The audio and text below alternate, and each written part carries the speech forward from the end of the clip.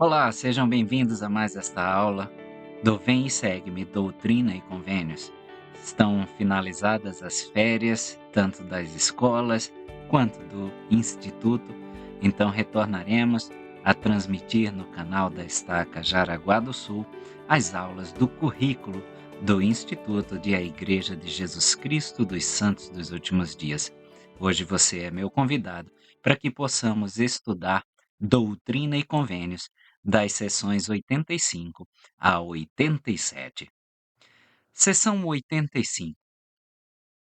Nessa data, a data da sessão 85, Joseph Smith faz sua primeira anotação em um diário pessoal. É um extrato de uma carta escrita por Joseph Smith em Kirtland, Ohio, a William W. Phelps, que estava no Missouri. O elder Phelps estava preocupado com os problemas associados à maneira como a lei da consagração estava sendo administrada. O profeta escreveu: Imagino que estejas dizendo ou pensando algo semelhante a estas palavras: Meu Deus, grande e poderoso és tu. Portanto, mostra ao teu servo o que acontecerá com aqueles que estão tentando subir a Sião, a fim de guardar os mandamentos de Deus, e ainda assim não recebem sua herança por meio de consagrações, por ordem de escritura do bispo, o homem que Deus designou legalmente, em conformidade com a lei dada para organizar e regular a igreja e todos os seus negócios. Irmão William, continuou o profeta, no amor de Deus, tendo a mais implícita confiança em você como um homem de Deus, tendo obtido essa confiança por meio de uma visão do céu. Portanto, passarei a lhe revelar alguns dos sentimentos do meu coração e a responder à sua pergunta. O que se segue como a seção 85, essa revelação, é a resposta do Senhor às perguntas que preocupavam o elder Phelps. Que interessante, mais uma vez, uma sessão dada por conta de perguntas. Então, é uma resposta a uma oração sincera. É isso que o Senhor faz conosco, está pronto para responder às nossas orações. Versículo 1. É dever do secretário do Senhor, a quem ele designou, conservar uma história e um registro geral da igreja de todas as coisas que ocorrem em Sião e de todos os que consagram propriedades e legalmente recebem heranças do bispo. Essa referência aí ao secretário do Senhor é a John Whitmer, que era o historiador da igreja. Além de manter a história da igreja, ele deveria manter um registro de tudo o que acontecia em Sião e um registro de todas as pessoas que consagraram legalmente propriedades ao bispo de Sião, Edward Partridge. Esse mandamento se encontra em Doutrina e Convênios 42, versículos 30 a 36. Versículo 2. E também seu modo de vida, sua fé e obras, assim como dos apóstatas que apostatarem depois de haverem recebido suas heranças. Seria tolice de nossa parte supor que todos os que abraçam os convênios do Evangelho os cumprirão. Sempre haverá aqueles que vão falhar ou vão desistir antes de completar a jornada. Suporíamos que cada dispensação do Evangelho conheceu seu Judas. Instruções especiais foram dadas a respeito daqueles que receberam propriedades como mordomia e depois apostataram. Doutrina e Convênios 51, versículos 4 a 6 e seção 54, versículos 4 a 5. Versículos 3, 4 e 5. É contrário à vontade e ao mandamento de Deus que os que não recebem sua herança por consagração, de acordo com sua lei, dada por ele para cobrar os dízimos de seu povo a fim de prepará-los para o dia da vingança e queima, tenham seus nomes registrados com o povo de Deus. Não se conservará sua genealogia, nem se encontrará nos registros ou na história da igreja. Seus nomes não serão encontrados, nem os nomes dos pais, nem os nomes dos filhos escritos no livro da lei de Deus, diz o Senhor dos Exércitos. O Senhor ordenava que aqueles que não receberam sua herança por consagração de acordo com a sua lei, não tenham seus nomes registrados entre aqueles que serão conhecidos como seu povo. Nem eles, nem seus pais, nem seus filhos serão reconhecidos como tendo lugar entre os filhos do convênio. A lei do dízimo, conforme entendida hoje na Igreja, só foi revelada em 8 de julho de 1838.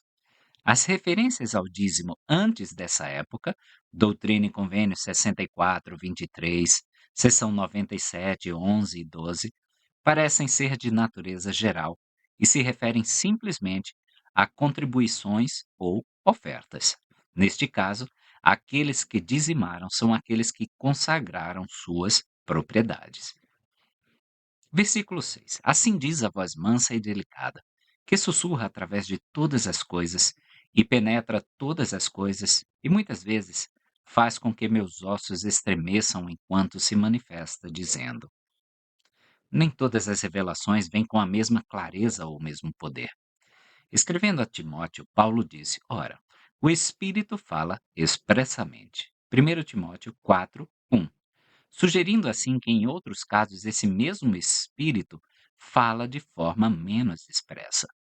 Da mesma forma, o profeta, nesse texto, observa que muitas vezes o Espírito faz seus ossos tremerem, embora nem sempre seja esse o caso. A expressão voz mansa e delicada, usada em apenas dois outros textos das Escrituras, refere-se ao Espírito Santo. 1 Reis 19, 12, 1 Nef 17, 45. Versículo 7. E acontecerá que eu, Senhor Deus, enviarei alguém poderoso e forte, tendo na mão o cetro do poder, revestido de luz como um manto, cuja boca proferirá palavras, palavras eternas, ao passo que suas entranhas serão uma fonte de verdade, para pôr em ordem a casa de Deus e repartir por sorte as heranças dos santos, cujos nomes estejam registrados no livro da lei de Deus, com os nomes de seus pais e de seus filhos. O líder de praticamente todos os cultos ou grupos apóstatas que romperam com a igreja afirmou ser o poderoso e forte mencionado pelo Senhor, que colocará a igreja em ordem. Já em 1905, o presidente Joseph F. Smith e seus conselheiros, John Wender e Anton H. Land, emitiram uma declaração sobre este texto. Deve-se observar, em primeiro lugar, que o assunto de toda esta carta, bem como a parte dela posteriormente aceita como revelação, refere-se aos assuntos da igreja no Missouri, a coligação dos santos naquela terra e a obtenção de suas heranças sob a lei de consagração e mordomia. E o profeta trata especialmente da questão do que acontecerá com aqueles que deixarem de receber suas heranças por ordem ou escritura do bispo. Foi enquanto essas condições de rebelião, inveja, orgulho, descrença e dureza de coração prevaleciam entre os irmãos em Sião, condado de Jackson, Missouri, em todas as quais o bispo Partridge participou, que as palavras da revelação extraídas da carta William W. Phelps, de 27 de novembro de 1832, foram escritas. O homem que foi chamado e designado por Deus para dividir a herança dos santos, Edward Partridge, estava naquele momento fora de ordem, negligenciando seu próprio dever e estendendo a mão para firmar a arca. Portanto, ele foi avisado do iminente julgamento de Deus e foi feita a predição de que outro, alguém poderoso e forte, seria enviado por Deus para tomar seu lugar, para assumir seu bispado. Alguém com o espírito e o poder daquele alto cargo que repousa sobre ele, pelo qual teria o poder de pôr em ordem a casa de Deus e dispor a herança dos santos. Em outras palavras, alguém que faria o trabalho que o bispo, Edward Partridge, havia sido designado para fazer, mas não conseguiu realizar. O Senhor disse, cerca de 3 anos depois, que estava muito satisfeito com Edward Partridge. A palavra do Senhor veio ao profeta nesse sentido em 7 de novembro de 1835. Eis que estou muito satisfeito com meu servo Isaac Morley e meu servo Edward Partridge, por causa da integridade de seus corações ao trabalharem em minha vinha para a salvação das almas dos homens. Em verdade vos digo que seus pecados lhes são perdoados. Portanto, dizei-lhes em meu nome que é minha vontade que permaneçam por um pouco de tempo em Kirtland e frequentem a escola e também a assembléia solene por um sábio propósito meu. Assim seja. Amém. visto que por meio de seu arrependimento, sacrifícios e sofrimento, o bispo Edward Partridge, sem dúvida, obteve uma mitigação do julgamento ameaçador contra ele de cair pela flecha da morte, como uma árvore que é atingida pelo raio vívido. A ocasião para enviar outro para preencher sua posição, alguém poderoso e forte para pôr em ordem a casa de Deus e dispor as heranças dos santos, também pode ser considerada como tendo passado, e todo o incidente da profecia encerrado. Versículo 8. Enquanto o homem que foi chamado por Deus e designado, que estende a mão para firmar a arca de Deus, cairá pela flecha da morte como uma árvore que é atingida pela flecha vívida do relâmpago. Na época de Eli, a arca da aliança estava no santuário de Siló, 1 Samuel 3:3. Posteriormente, caiu nas mãos dos filisteus, 1 Samuel 4:10 e 11. Descobrindo que sua posse só lhes trazia infortúnios, eles a devolveram a Israel. 1 Samuel 6. Ela foi levada primeiro para Bet-Semes, na tribo de Judá, perto das fronteiras dos filisteus, e logo depois para Kiriat Jearim, cerca de 12 quilômetros a noroeste de Jerusalém. De lá, Davi foi com 30.000 homens para levar a arca a Jerusalém. Enquanto faziam isso, os bois tropeçaram e Uzá, que conduzia a carroça em que a arca estava sendo transportada, estendeu a mão para impedir que a arca caísse. Então a ira do Senhor se acendeu contra Uzá, e Deus o feriu ali por causa do seu erro, e ali ele morreu junto à arca de Deus. 2 Samuel 6:7. O Senhor havia proibido os levitas de tocarem na arca sob pena de morte. Números 4:15 a 20. Por mais bem-intencionados que fossem os esforços de Uzá, o Senhor deixou claro que ele não precisa da ajuda dele nem de qualquer outro homem para sustentar seus negócios. Assim, a ordem de não firmar a arca constituiu um aviso sério a Edward Partridge para que seguisse o conselho do profeta, em vez de tentar aconselhá-lo. Versículo 11. E aqueles que são do sacerdócio maior, cujos nomes não estão escritos no livro da lei, ou que apostataram, ou que foram eliminados da igreja, assim como o sacerdócio menor ou os membros, naquele dia não encontrarão uma herança entre os santos do Altíssimo. Portanto, a eles será feito como aos filhos do sacerdote, como registrado no capítulo 2, versículos 61 e 62 de Esdras. Diz o versículo 12 da seção 85. Os filhos dos sacerdotes buscaram seu registro entre os que foram contados pela genealogia, mas não foram encontrados. Por isso, como contaminados, excluídos do sacerdócio. É isso que diz Esdras 2, 61 e 62. A conclusão da carta do profeta a William W. Phelps é um conselho que devemos seguir. Agora, irmão William, se o que eu disse é verdade, quão cuidadosos os homens devem ser com o que fazem nos últimos dias, para que não sejam frustrados em suas expectativas, e aqueles que pensam estar de pé caiam por não guardarem os mandamentos do Senhor. Enquanto vocês que fazem a vontade do Senhor e guardam seus mandamentos, precisam se alegrar com alegria indescritível, pois tais serão exaltados muito alto e serão elevados em triunfo acima de todos os reinos deste mundo. E é assim que ele termina a carta, com as respostas que William W. Phelps procurava. Seção 86 de Doutrina e Convênios. Apareceu como a quinta seção da primeira publicação de Doutrina e Convênios. Foi rotulada como uma revelação sobre o sacerdócio e, imediatamente, seguiu o que hoje é conhecido como seções 107 e 84, que também são revelações sobre o sacerdócio. Embora não seja geralmente considerada uma revelação importante sobre o sacerdócio em nossos dias, foi considerada como tal durante a vida do profeta Joseph Smith.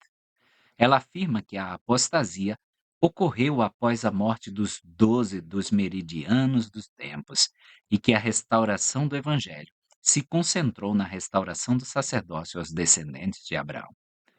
Não está claro se essa revelação precedeu ou seguiu as correções inspiradas feitas pelo profeta na parábola bíblica do trigo e do joio.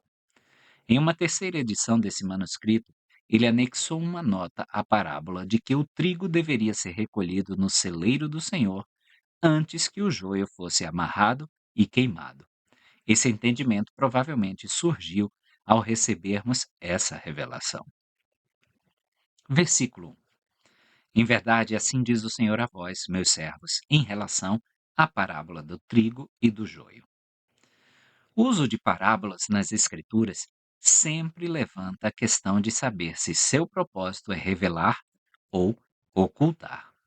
No Novo Testamento, por exemplo, Jesus só começou a ensinar por meio de parábolas quando a oposição aos seus ensinamentos se desenvolveu e tornou-se necessário que ele fosse muito cauteloso com o que dizia.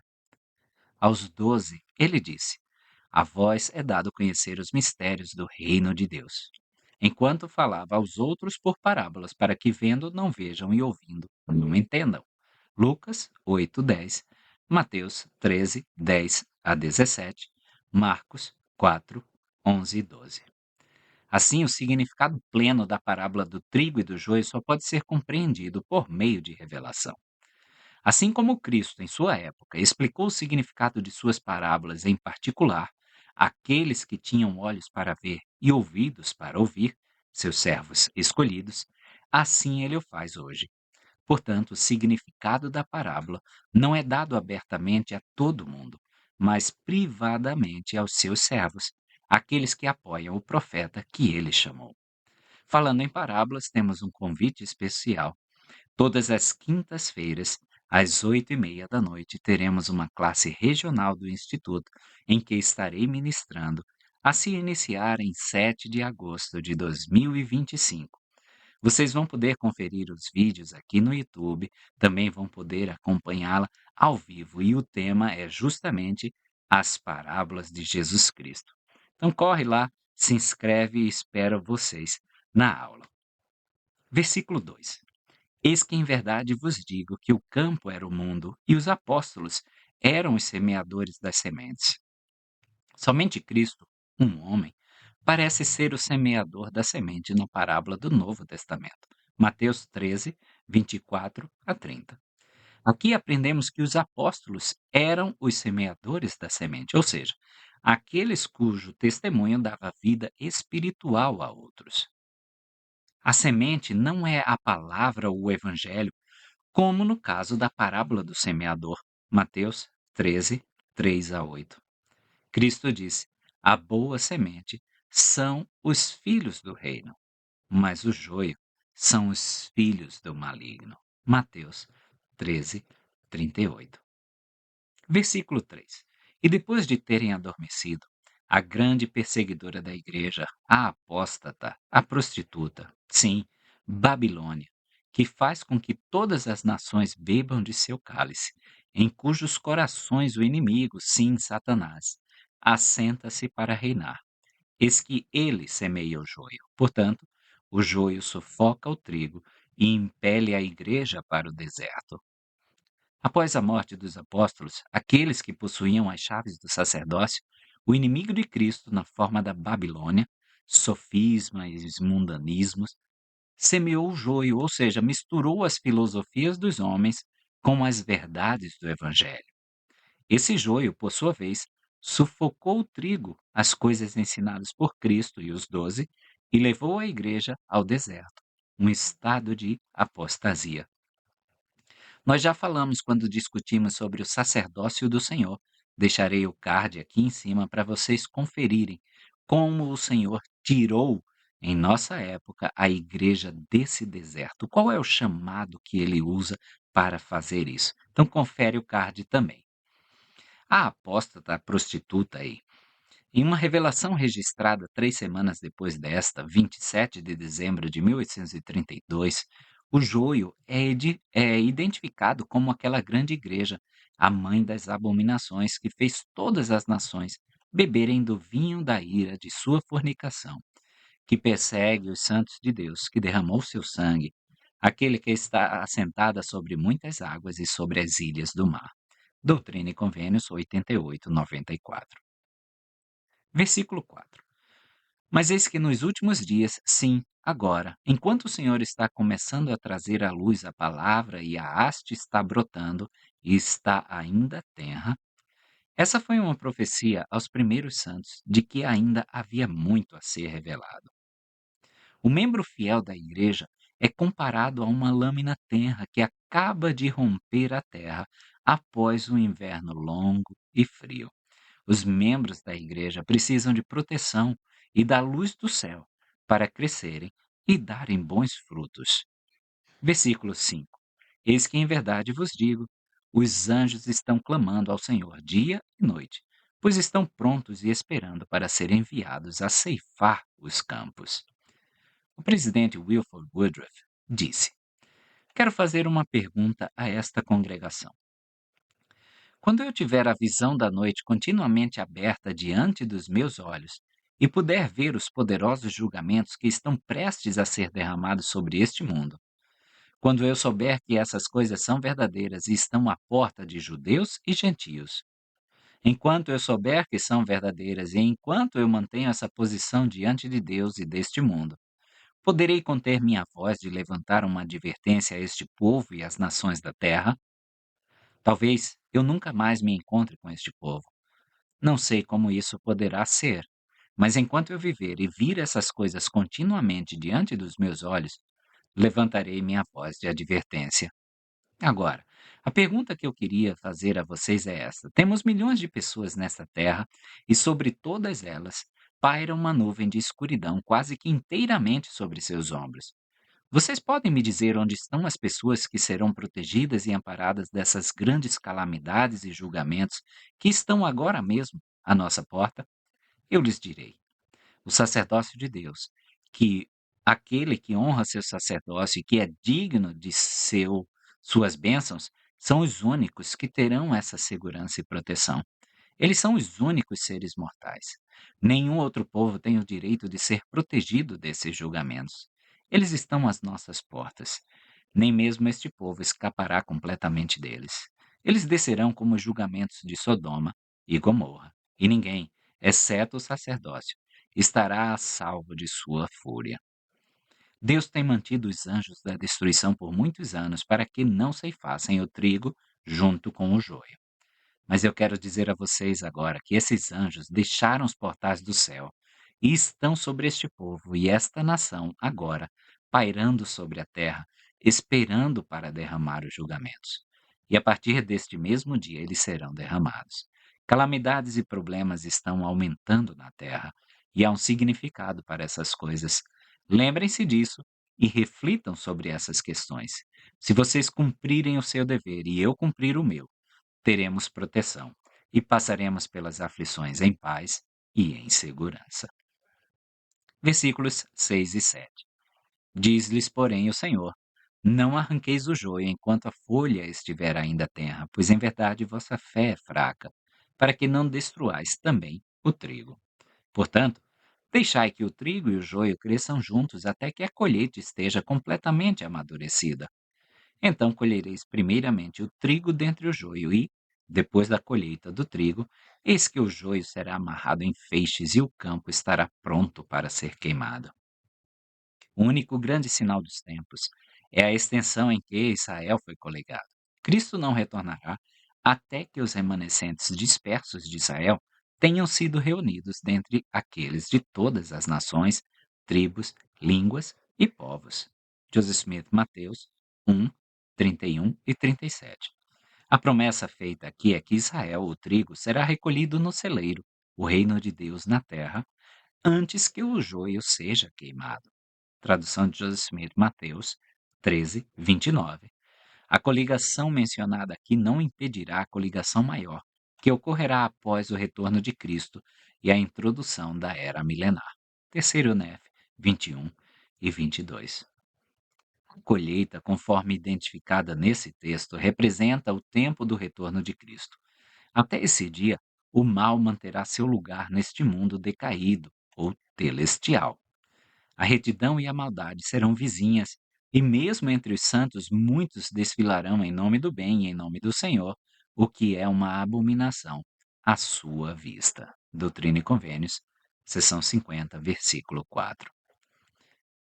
Versículos 8, 9 e 10. Portanto, assim diz o Senhor a vós, com quem o sacerdócio continuou através da linhagem de vossos pais, porque sois herdeiros legais segundo a carne, e fostes escondidos do mundo com Cristo em Deus. Portanto, a vossa vida e o sacerdócio permaneceram, e é necessário que permaneçam por meio de vós e de vossa linhagem, até a restauração de todas as coisas proferidas pela boca de todos os santos profetas, desde o princípio do mundo.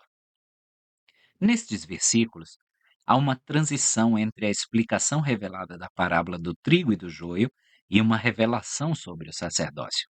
A ponte entre os dois assuntos é a palavra portanto, com a qual o versículo 8 vai começar. A palavra implica que, devido à apostasia e à dispersão e à perda da casa de Israel por muitos séculos, aqueles que têm por nascimento o direito ao sacerdócio e a todas as suas bênçãos não puderam reivindicá-los. No entanto, eles não se perderam para Deus. De fato, foram ocultados por ele para surgirem nesse momento como herdeiros legítimos segundo a carne. Como descendentes literais de Abraão, eles têm direito às promessas feitas a seu pai. O Senhor cuidou deles mesmo em seu estado perdido e decaído. A promessa do sacerdócio não se perdeu para os filhos de Abraão através das gerações.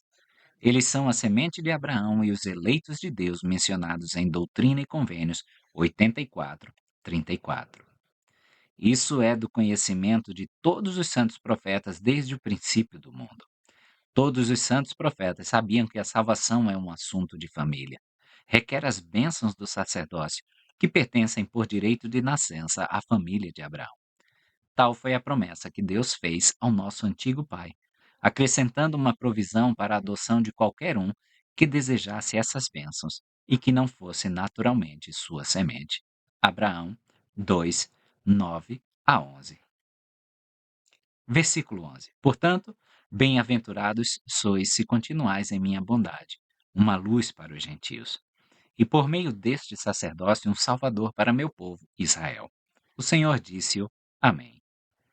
Esta frase combina a linguagem profética de Isaías e Obadias.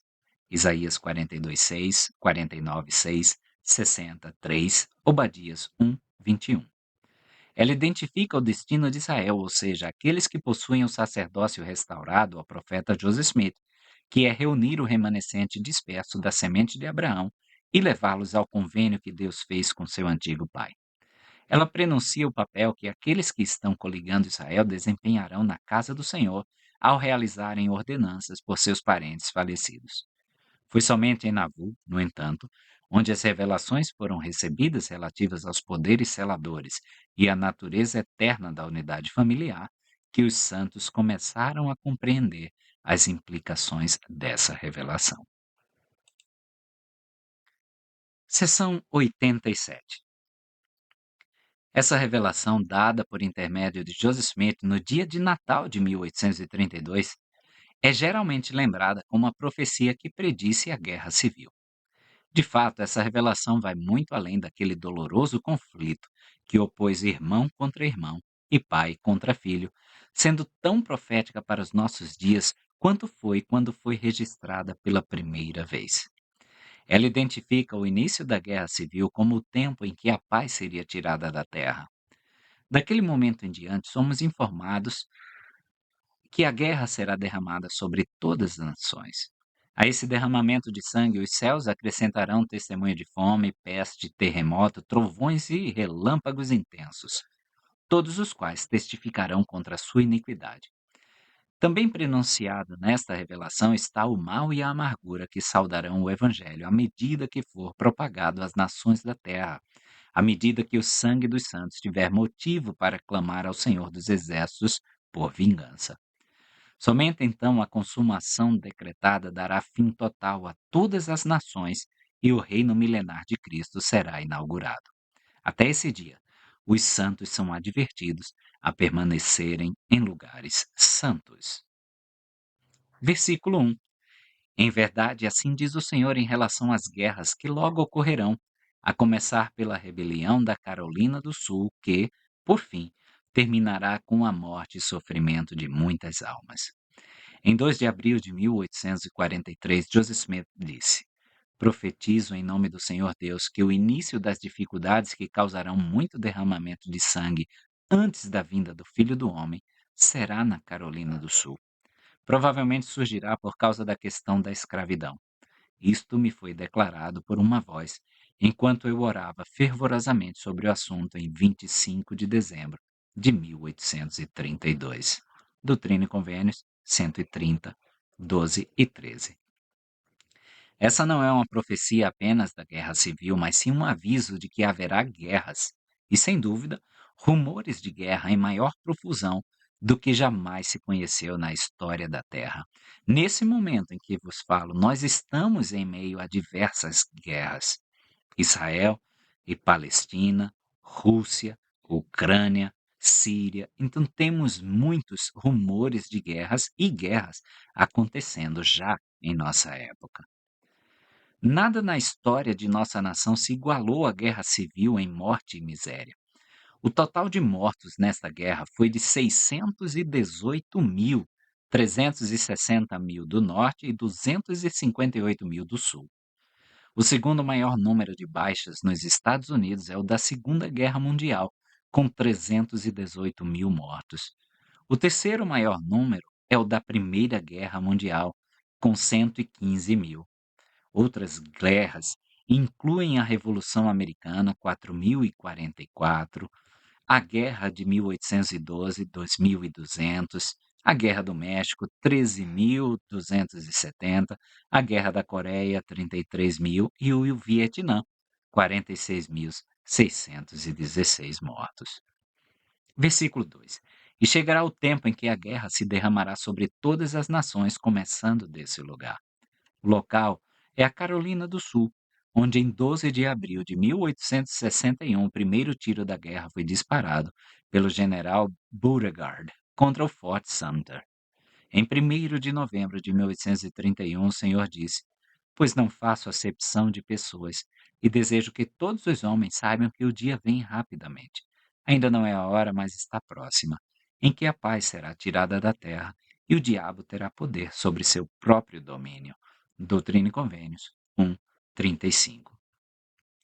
Versículo 3: Pois eis que os estados do sul se dividirão contra os estados do norte, e os estados do sul recorrerão a outras nações, mesmo a nação da Grã-Bretanha, como é chamada, e eles também recorrerão a outras nações, a fim de se defenderem contra outras nações, e então a guerra se derramará sobre todas as nações. Em 1861, o Sul enviou comissários para a França, Inglaterra, Bélgica e Holanda na tentativa de fazer com que essas nações reconhecessem os Estados Confederados. A profecia então afirma que, por sua vez, as nações convocadas pelos Estados do Sul, França, Inglaterra, Bélgica e assim por diante, convocariam outras nações para ajudá-las. Essa previsão encontrou cumprimento literal na Segunda Guerra Mundial, quando cada uma dessas nações buscou a ajuda de outras nações, principalmente dos Estados Unidos.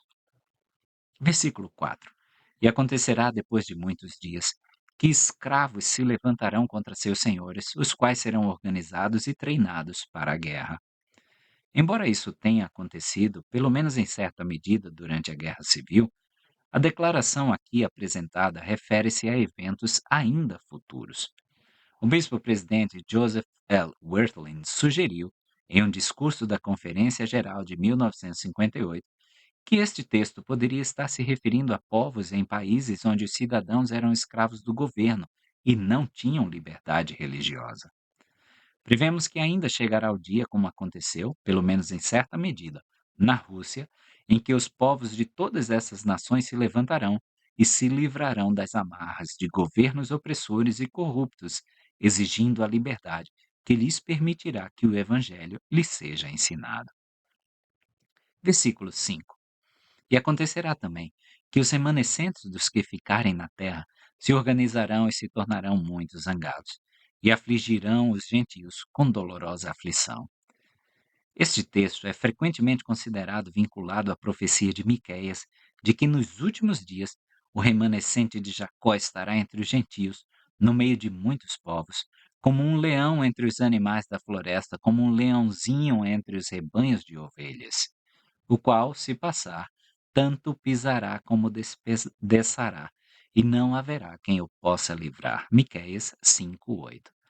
Se o remanescente aqui for o mesmo remanescente mencionado por Miqueias, então podemos antecipar que esta profecia se cumprirá por meio de eventos envolvendo todas as 12 tribos de Israel e abrangendo toda a terra. Versículo 6. E assim pela espada e por derramamento de sangue os habitantes da terra lamentar-se-ão, e com fome, pragas e terremotos, e também com o trovão do céu e o violento e vívido relâmpago, os habitantes da terra sentirão a ira, a indignação e a mão castigadora de um Deus todo-poderoso, até que a destruição decretada ponha um fim total a todas as nações. Essa frase aí, fim total a todas as nações, não significa necessariamente que todas as nações serão destruídas. Durante o milênio, todos os governos criados pelo homem serão dissolvidos para dar lugar ao reino de Deus. Cristo governará como Senhor dos senhores e Rei dos reis. Versículo 7. Para que o clamor dos santos e do sangue dos santos cesse de subir da terra aos ouvidos do Senhor de Sabaote, pedindo que sejam vingados de seus inimigos. Em uma profecia que alcança os confins da terra, na promessa de calamidade entre os iníquos e advertências divinas entre aqueles de todas as nações, tribos, línguas e povos, só podemos supor que sua referência ao sangue dos santos revela a triste realidade de que o evangelho não será pregado sem oposição e que ainda haverá mártires pela causa do evangelho entre praticamente todos os povos. Apocalipse 16, 6, 17, 6, 18:24, segundo Nef 28:10, Mormon 8:27 e 41. Essa conclusão é corroborada em Doutrina e Convênios 88:94, onde lemos que a mãe das abominações que fez todas as nações beberem do vinho da ira de sua fornicação é a mesma que persegue os santos de Deus que derramou seu sangue, aquela que está assentada sobre muitas águas e sobre as ilhas do mar. Cristo é o Senhor de Sabaote. Isaías 1:9, Romanos 9:29, Tiago 5:4, Doutrina e Convênios 88:2, 98:2. Sabaote é uma palavra hebraica que significa hostes ou exércitos. Assim, Jeová Sabaote significa o Senhor das hostes ou o Senhor dos exércitos. Além disso, como revelado ao profeta, o Senhor de Sabaote é, por interpretação, o Criador do primeiro dia, do princípio e do fim. Doutrina e Convênios 95, 7. Versículo 8, bem famoso entre os membros da igreja, portanto, permanecei em lugares santos e não sejais movidos até que venha o dia do Senhor. Pois eis que depressa vem, diz o Senhor. Amém. E quais são esses lugares santos? A começar por nós mesmos. Nós temos que ser uma habitação santa e pura para o Espírito de Deus. Depois, nossa casa, o seio de nossa família, a comunidade onde nós estamos inseridos da igreja, nossas alas, nossas estacas, os templos sagrados do Senhor, todos esses podem ser lugares santos e devem ser. Esse é o destino de cada um de nós que está inserido nesse meio, em qualquer sociedade que nós estejamos. Tornar esse lugar, Sião, um lugar santo e não sermos movidos.